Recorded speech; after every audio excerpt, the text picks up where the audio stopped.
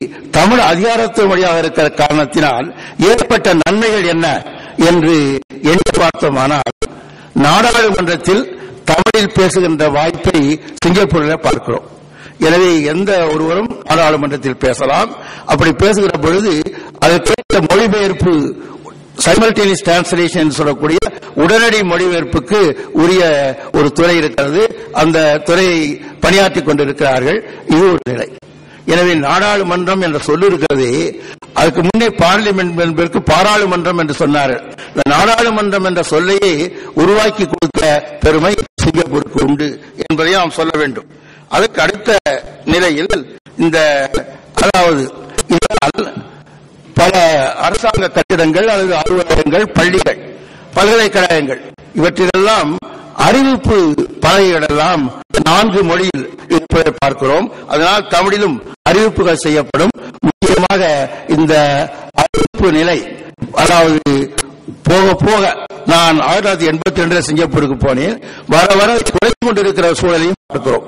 அதுபோல நாடாளுமன்றத்தில் தமிழ் பேசுகின்ற வாய்ப்பு இருந்தாலும் போக போக வர வர அது குறைந்து கொண்டு, அதாவது அந்த நாட்டினுடைய அதிபர்களுக்கு நன்றி தெரிவிக்கின்ற வகையில் மட்டும் அந்த தமிழ் பேசுகின்ற போக்கு கொண்டிருக்கிறது என்று சொல்லலாம். பிறகு இன்னொன்று ஆசியான் என்ற ஒரு கூட்டமைப்பு இருக்கிறது. அதாவது 10 நாடுகள், மலேசியா, சிங்கப்பூர், புருனை, இதுபோல தாய்லாந்து, இந்தோனேஷியா என்று ஒரு 10 நாடுகளுடைய கூட்டமைப்பு. அந்த கூட்டமைப்பில் தமிழை கொண்டு நிற்கின்ற வாய்ப்பு சிங்கப்பூருக்கு உண்டு. மலேசியாவில் நிறைய தமிழர்கள் இருந்தாலும், பிறந்த பல பேர் இருந்தாலும் கூட அந்த ஆசியான் கூட்டமைப்பில் தமிழை கொண்டு நிறுத்துகிற வாய்ப்பு இவர்களுக்குத்தான் உண்டு. அது ஏனென்றால் அதிகாரத்துவ மொழியாக இருக்கிற காரணத்தினால. அந்த வாய்ப்பின் அடிப்படையில் சில தமிழ் எழுத்தாளர்கள், கவிஞர்கள் ஆசியான் இலக்கிய விருது என்று சொல்லக்கூடிய தாய்லாந்து மன்னரால் வழங்கப்படுகின்ற அந்த வாய்ப்பு, அந்த பரிசை பெறுகின்ற, விருதை பெறுகின்ற வாய்ப்பு இவர்களுக்கு கிடைக்கிறது. பிறகு ஆசியான் மட்டத்திலே கலை நிகழ்ச்சி நடந்தாலும், மற்ற நிகழ்ச்சிகள் நடந்தாலும் தமிழ் ஒரு நிகழ்ச்சியாக பயன்படுவதை சிங்கப்பூர் தான் கொண்டு செல்ல முடியும். இது சிங்கப்பூருக்கு அதிகாரத்துவ தமிழ் இருக்கிற காரணத்தினாலே கிடைத்த பயன் என்று சொல்ல வேண்டும். அதற்கு அடுத்த நிலையில கல்வி என்று எடுத்துக்கொண்டால், பொதுவாக அங்கே இருமொழி கொள்கை, பைலிங்குவலிசம் என்ற ஒன்று அரசாங்கம் வலியுறுத்துகிறது. ஆங்கிலம் தான் பயிற்று மொழி. ஆனால் அவரவருடைய தாய்மொழி, சீனர்கள், மலாய்க்காரர்கள், தமிழர்கள் அவர்களுடைய தாய்மொழியை கட்டாயம், அதாவது தொடக்க நிலை முதல், அதாவது +2 என்று சொல்லக்கூடிய, இங்கே +2 என்று சொல்வது போல A-level வரை, அதாவது பல்கலைக்கழகம் போவதற்கு முன்னே உள்ள நிலை வரை கட்டாயம் படிக்க வேண்டும் என்று வைத்திருக்கிறார்கள். அது ஒரு சிறந்த முறை.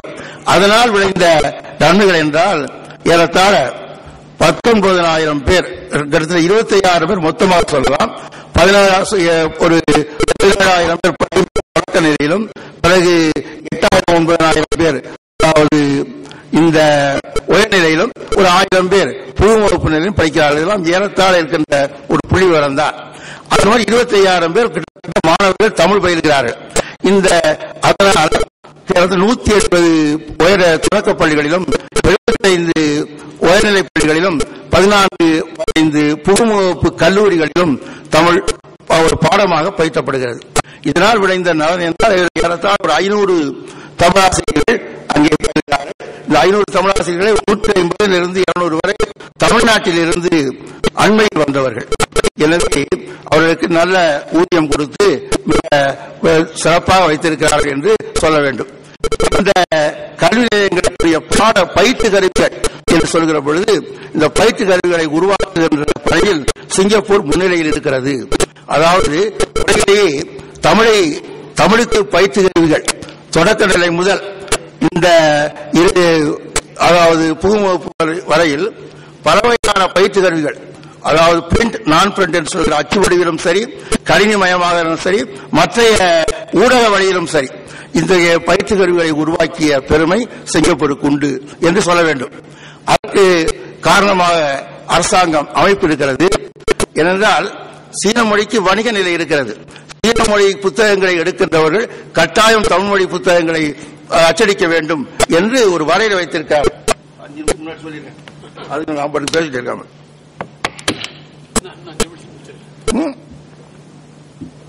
அதுக்குள்ள முடியணுமா? நேரம் ஆயிடுச்சா? சரி சரி, அப்ப நான் கேட்டு தப்பா போச்சா? சரி, அதுக்கடுத்து கல்வி பாடநூல் பயிற்று நூல் என்று சொல்லலாம். பல்கலைக்கழக நிலையில், அதாவது பள்ளி நிலையில் சொன்னேன். பல்கலைக்கழக நிலையில் எடுத்துக்கொண்டால் பல்கலைக்கழகங்கள் பட்டப்படிப்பு அண்மையில் தான் பகுதி நேர பட்டப்படிப்பாக சிம் பல்கலைக்கழகத்தில் உருவாக்கப்பட்டிருக்கிறது. அதற்கு நான் ஒரு பகுதி நேர பேராசிரியராக அறிவுரையாளராக இருந்து வருகிறேன். இதுபோல சிங்கப்பூர் தேசிய பல்கலைக்கழகத்தில் 1995 நான் தமிழ் பயிற்று வருகிறேன். அன்பர் அரவாணன் சொன்னது போல தமிழர் அல்லாதவருக்கு தமிழ் பயிற்றுவதும் தமிழ் மாணவர்களுக்கு ஒரு பயிற்றுவதும் ஒரு பாடமாக பயிற்று வருகின்றேன். அதற்கு முன்னே நஞ்ஞான் தொழில்நுட்ப பல்கலைக்கழகத்தில் ஆசிரியர்களுக்கான பயிற்சி கொடுக்கின்ற ஒன்று ஆய்வு நிலையில் எடுத்துக்கொண்டால் அந்த நஞ்ஞான் தொழில்நுட்ப பல்கலைக்கழகத்தில் PhD பண்ணுவதற்கும், அதாவது MA படிப்பதற்கும் MAD படிப்பதற்கும் வாய்ப்பு இருந்தது. என்னுடைய மேற்பார்வையில் 4 பேர் PhD பட்டம் பெற்றிருக்கிறார்கள், 2 பேர் MAD பட்டம் பெற்றிருக்கிறார்கள். அவர்கள் எல்லோரும் இப்பொழுது அங்கே பேராசிரியராக பணியாற்றிக் கொண்டிருக்கிறார்கள் என்று சொல்ல வேண்டும். பிறகு அடுத்த நிலையில் வானொலி ஊடகம் என்று எடுத்துக்கொண்டால் தமிழ் முரசு என்ற ஒரு நாளிதழ் இருக்கின்றது இப்பொழுது. அதை தவிர சீன நாளிதழ் தோன்றுவதற்கு முன்னே தமிழ் நாளிதழ் தோன்றிய ஒரு செய்தி நாம் பார்த்துக் கொண்டிருக்கிறோம். அது ஒரு முக்கியமான ஒரு செய்தி என்று சொல்லலாம். பிறகு தொலைக்காட்சி, அதுபோல வானொலி, இதெல்லாம் தமிழ் வானொலி 24 மணி நேரம் தமிழ் அங்கே போயிட்டு ஒளிபரப்பப்படுகிறது. இதெல்லாம் நோக்க அங்க தமிழ் நல்ல நல்ல தமிழாக இருப்பதை நாம் உணர முடியும். சரி, அடுத்தாற் போல இந்த இலக்கியத்திற்கு வருவோம். 1887 யாழ்ப்பாணத்திலிருந்து வந்த சதாசிவ பண்டிதர் என்பவர் சிங்கநகர் அந்தாதி, அதுபோல சித்திரகவிகள் என்ற நூலை எழுதினார். அந்த இலக்கியம் நாட்டுக்கோட்டை செட்டியாரால் உருவாக்கப்பட்ட முருகப்பெருமான் பற்றி, கோயிலில் இருக்கிற முருகப்பெருமானை பற்றியது. அதை அச்சடித்தவர் மதுரம் சாஹிபு என்ற ஒரு தேவதைய எந்திர சாலையில் அச்சடிக்கப்பட்டது. எனவே சமய நல்லிணக்கம் அங்கே தோன்றியது. படிப்படியாக ஜப்பானியர் வருகையினாலும் மற்றவற்றாலும் ஒரு இலக்கிய வளர்ச்சி தலைப்பட்டது. பிறகு 1965 இந்த நாடு சுதந்திரம் ஜனநாயக நாடாக மாறிய பொழுது, குடியரசு நாடாக மாறிய பொழுது இலக்கிய வளர்ச்சி மேலோங்கி இருக்கிறது. அங்கே இலக்கியத்திற்காக ஆண்டுதோறும் சிங்கப்பூர் இலக்கிய பரிசு என்று 2 ஆண்டுக்கு ஒரு முறை 10,000 வெள்ளி பரிசு கொடுக்கிறார்கள் தமிழுக்கும். அதுபோல புத்தக மேம்பாட்டு கழகத்திலும் ஒரு கொடுக்கிறார்கள். அதுபோல மற்ற பேராமனை விருது என்றும் கொடுக்கிறார்கள். எழுத்தாளர் கழகம் என்ற ஒன்று தமிழர்கள் விருது என்று ஓராண்டும் கொடுத்து வருகிறது என்று சொல்லலாம். பிறகு அதற்கடுத்தாற்ப தமிழரசு பற்றி சொல்கிற பொழுது சாரங்கபாணி என்ற ஒருவரை பற்றி கட்டாயம் சொல்ல வேண்டும்.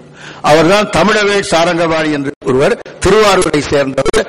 அங்கே 1929 ஒட்டி சிங்கப்பூருக்கு வந்து சிறந்த பணியாற்றி தமிழர்களுக்கு ஒரு தலைவராக இருந்து தமிழ் முரசு இதழை நிறுவனம் செய்தார்.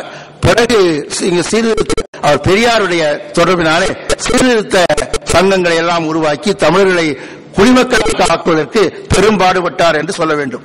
அதுல உமரப்புலவர் தமிழ் மொழி நிலையம் என்று ஒன்று, அதாவது ஆசியா நாடுகளிலே, தெற்கிழக்கு ஆசிய நாடுகளிலே ஒரு உயர்நிலைப் பள்ளி 1946 உருவாக்கப்பட்டது. பல்வேறு பள்ளிகள் 1985 முன்னே சில தமிழ் பள்ளிகள் இருந்தன. அந்த தமிழ் பள்ளிகளுடைய பெயர்களை கேட்டால் அங்கு இருக்கின்ற தமிழர்களுக்கு எவ்வளவு உணர்வு இருந்தது என்பதை நீங்கள் உணர்வீர்கள்.